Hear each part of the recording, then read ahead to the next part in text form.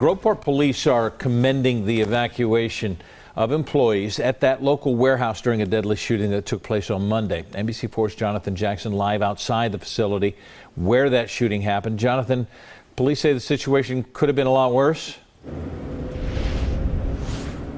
Yes, Brett. Officers tell me it took them less than 5 minutes to arrive here at the SK Food Group, but they also say the employees evacuated so swiftly and appropriately that it helped prevent the loss of more lives.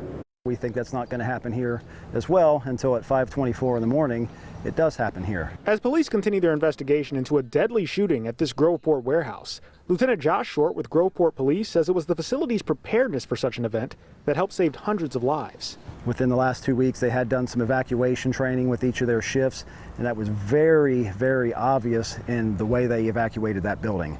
It was very efficient. They had people out that were able to communicate with their employees and keep them in their safe areas, and we have no doubt that helped save some other people.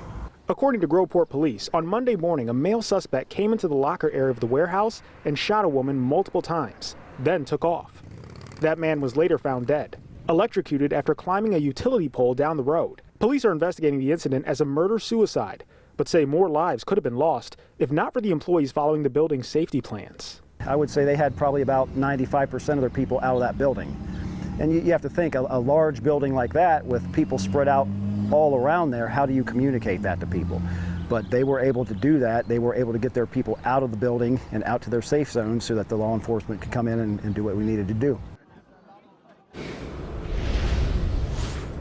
Now, Groveport police have not yet identified the two people involved in that murder-suicide. However, they say they were employed by a local temp agency and also that they were immigrants. They're also working alongside Homeland Security in order to identify their next of kin.